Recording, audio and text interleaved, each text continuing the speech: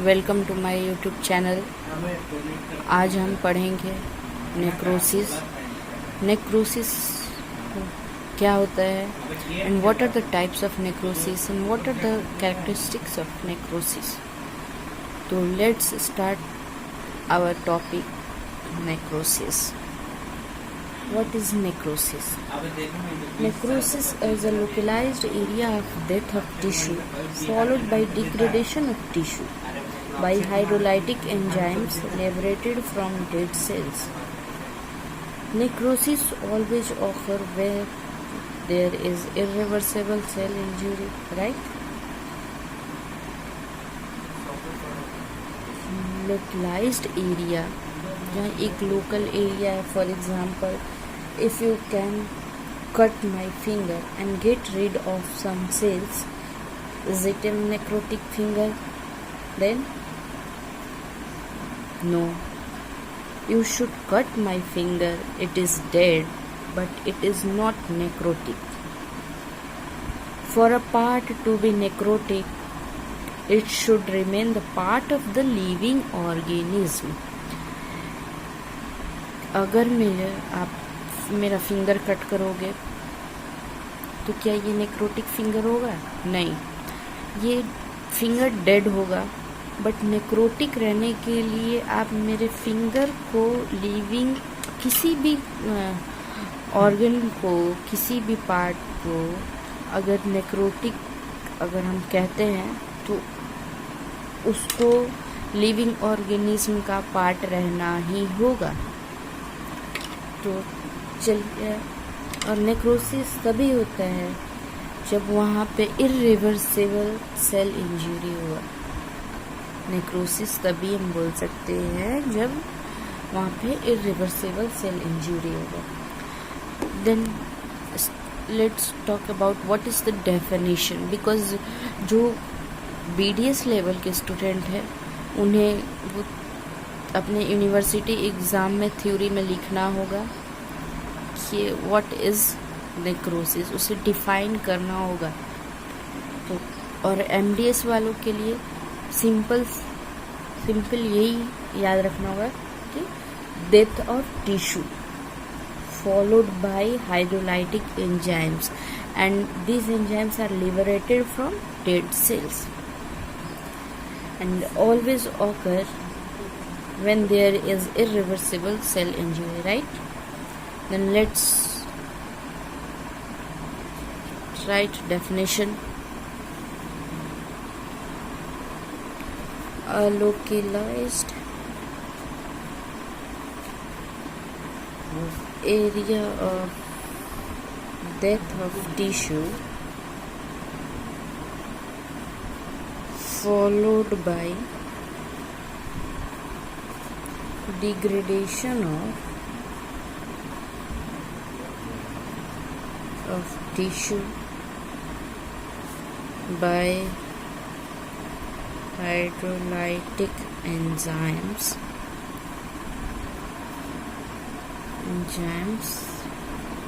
liberated from dead cells, and it is invariably accompanied by inflammatory reaction.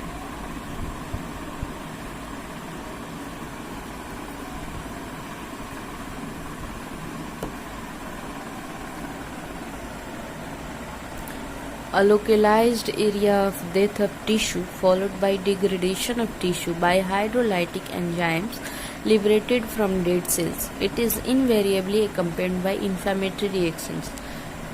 Okay? Take an example. This is a tissue, and you know tissue is made up of cells, and these cells are, if any irreversible cell injury occur, then cells are dead. Dead cells liberate hydrolytic enzymes and these enzymes causes degradation of tissue.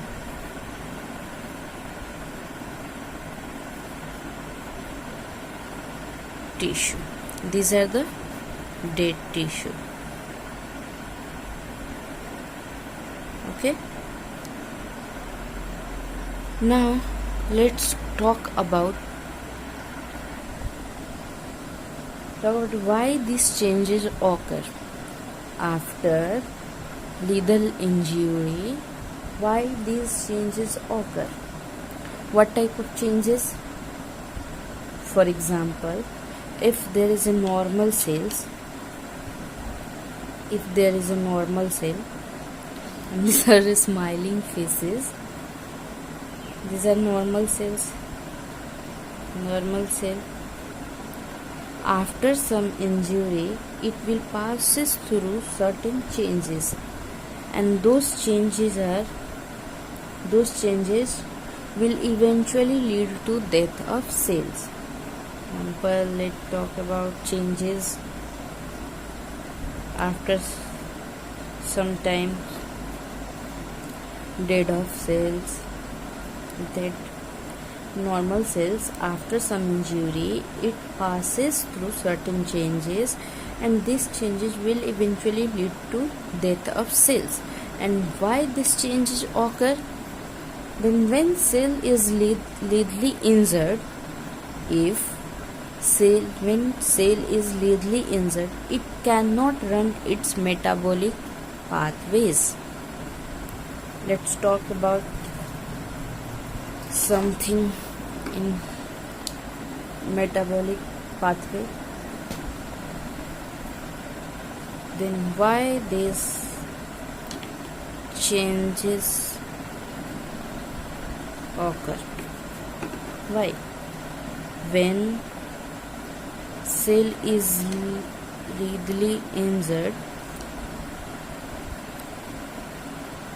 it cannot run its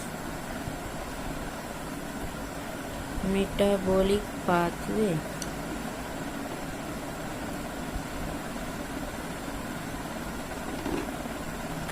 If there is no it can't run metabolic pathway, then it can't generate its ATP. So whatever ATP or energy currency is present in the cell, that is rapidly utilized. So then very rapidly energy stores go down. Example, if अगर cell लीथली injured हुआ तो वहाँ पे उसके sales के metabolic pathway run नहीं करेंगे, metabolic pathway नहीं हो पाएगा. और अगर मेटाबॉलिक पाथवे नहीं चलेगा तो उसके एटीपी नहीं बन पाएंगे. ATP is the source of energy, you all know. So whatever ATP और energy currency is present in the cell, that is rapidly utilized.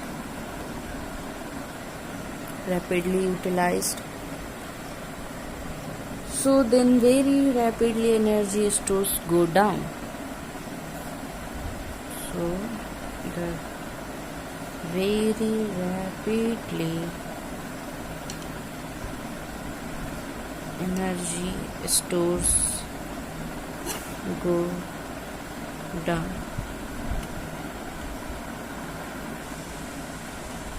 Let's talk about, if for example in our body glucose converted into pyruvic acid, and then normally it enters into Krebs cycle by the use of by the use of oxygen. Oxygen. If cell can't run this mechanism,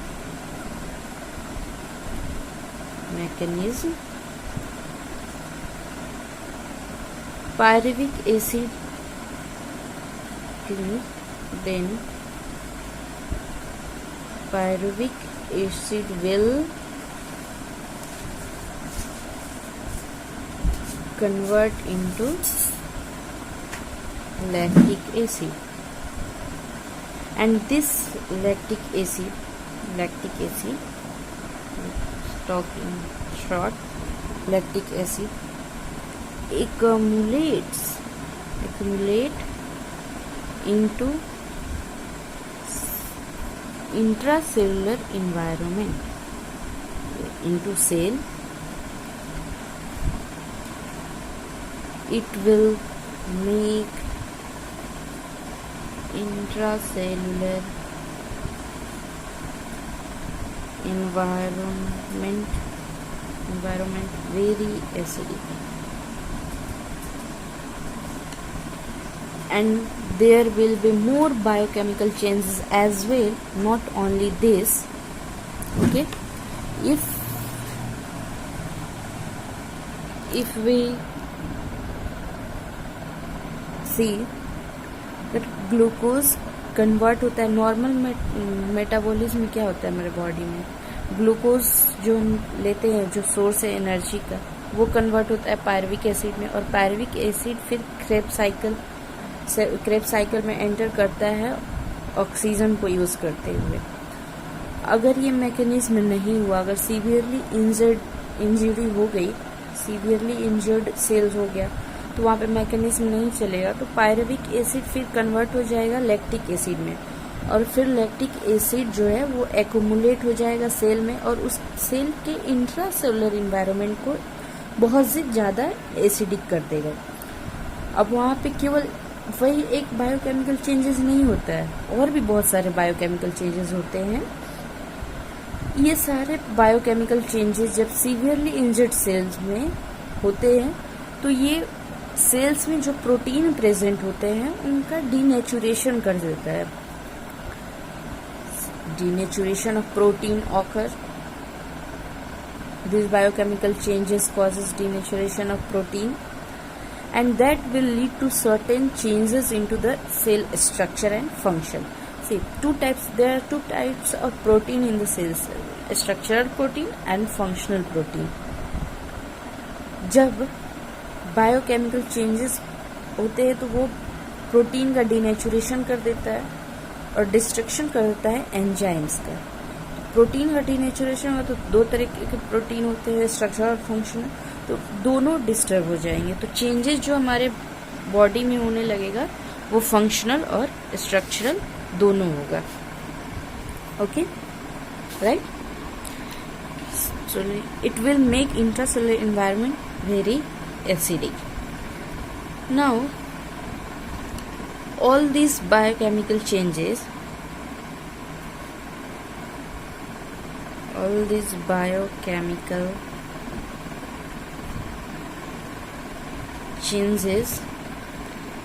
in severely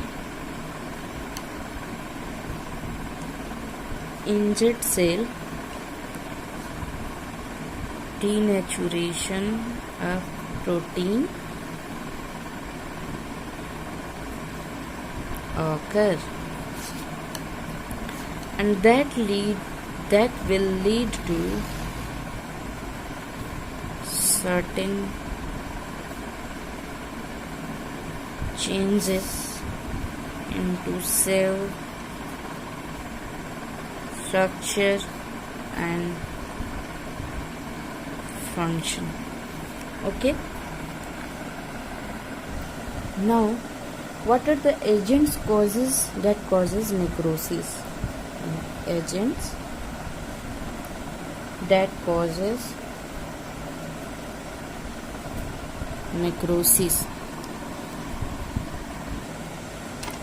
Now what are the agents causes necrosis? Necrosis कैसे हो सकता है? वहाँ पे oxygen, Krebs cycle आप याद करो, जहाँ पे ऑक्सीजन को यूटिलाइज करके पायरुविक एसिड क्रेब्स साइकिल में एंटर कर रहा था, तो ऑक्सीजन नहीं मिलेगा तो फिर पायरुविक एसिड लैक्टिक एसिड में कन्वर्ट हो जाएगा, क्रेब्स साइकिल में जाएगा ही नहीं। तो पहला, ऑक्सीजन कम डिमांड, लो ऑक्सीजन को लोग क्या बोलते हैं? हाइपोक्सिया। देन हाइपोक्सिया हो जाएगा, केमिकल एजेंट्स हो गए, फिर फिजिकल एजेंट्स हो गए, रेडिएशन वगैरह, फिर माइक्रोबियल एजेंट्स हो गए, इम्यूनोलॉजिकल इंजरी हो गए। तो ये सारे फैक्टर्स जो हैं नेक्रोसिस लीड करवाते हैं।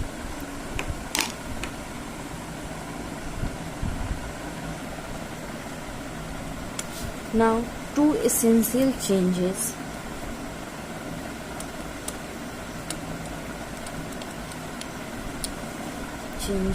which is characterized by irreversible cell injury in necrosis of all types.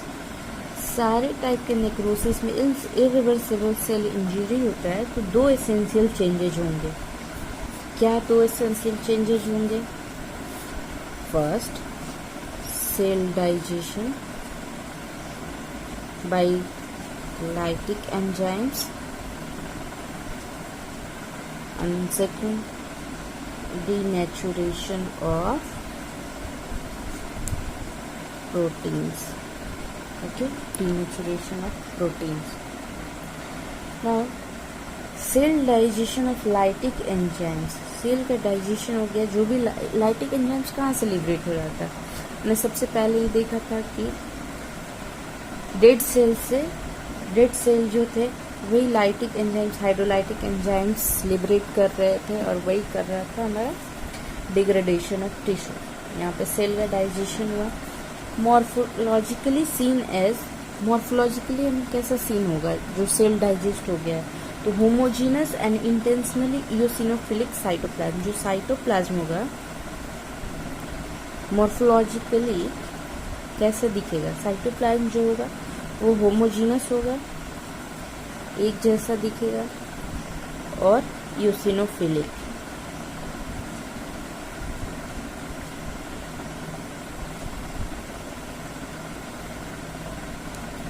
And occasionally कभी कभी ये साइटोप्लाज्मिक वैक्यूलेशन या डिस्ट्रॉफिक कैल्सिफिकेशन भी शो करेगा। तो दो फीचर दिखेंगे।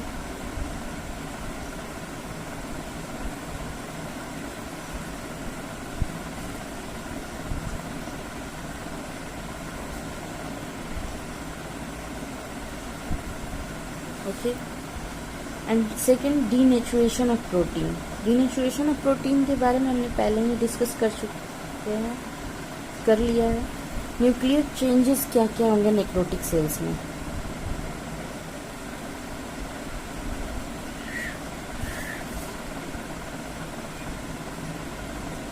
क्या क्या होंगे? सबसे पहले कंडेंसेशन होगा न्यूक्लियर क्रोमैटिन का, कंडेंसेशन होगा न्यूक्लियर क्रोमैटिन का। जो भी न्यूक्लियस में क्रोमैटिन होते हैं, न्यूक्लियर क्रोमैटिन, उनका कंडेंसेशन हो जाएगा, वो सब इकट्ठे हो जाएंगे। तो इसे हम टर्म बोलते हैं पिक्नोसिस, विच में अंडरगो डिसोल्यूशन। अगर डिसोल्यूशन हो जाएगा न्यूक्लियर क्रोमैटिन का, तो उसे हम लोग बोलते हैं कैरियोलाइसिस। लाइसिस मतलब ब्रेक डाउन, सो कैरियोलाइसिस, डिसोल्यूशन हो जाएगा। इफ अगर वो फ्रेगमेंटेशन हो जाता है उनका, बहुत सारे मिनी ग्रेनुलर क्लम्प्स बनते हैं, तो उन्हें हम बोलते हैं कैरियोलैक्सिस। ओके, 3 टर्म्स है जिन्हें हमें याद रखना है। अगर न्यूक्लियर क्रोमैटिन का कंडेंसेशन होता है तो उसे हम लोग पिक्नोसिस बोलेंगे। अगर ब्रेक डाउन होता है, उसका डिजोल्यूशन होता है तो लाइसिस, कैरियोलाइसिस। न्यूक्लियस को हम लोग कैरियोन बोलते हैं, सो कैरियोलाइसिस। फ्रेगमेंटेशन अगर हो जाता है, अगर स्मॉल पार्टिकल्स में फ्रेगमेंट करता है तो उसे कैरियोलैक्सिस बोलते हैं। एग्जाम्पल जैसे न्यूक्लियस है, ये छोटे छोटे क्रोमेटिन, न्यूक्लियर क्रोमेटिन है। Okay, and if reversible cell injury होती है, reversible cell injury, then nuclear chromatin gets clumped. Okay,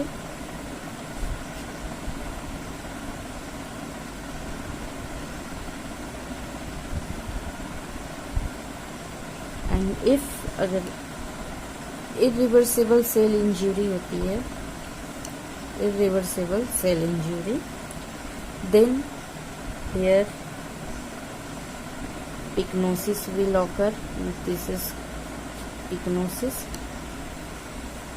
condensation होगी, कैरियोलाइसिस हो सकता है, डिजोल्यूशन क्रोमेटिन का,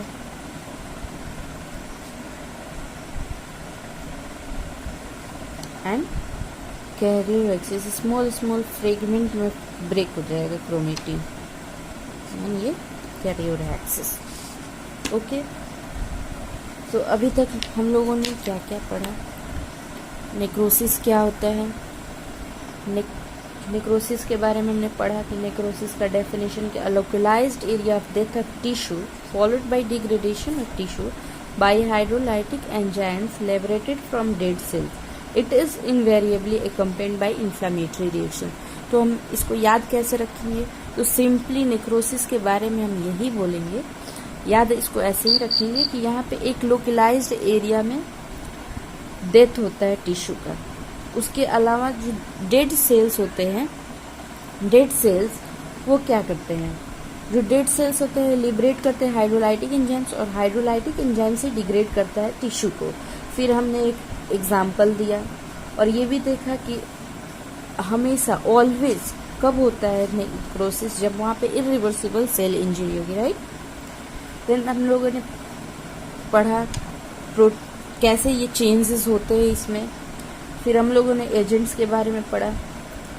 फिर हम लोगों ने जो भी कैरेक्टरिस्टिक है नेक्रोसिस का, सारे टाइप के नेक्रोसिस में, उसके बारे में हम लोगों ने पढ़ा कि वहाँ पे 2 एसेंशियल चेंजेस होते हैं, cell digestion and denaturation of protein.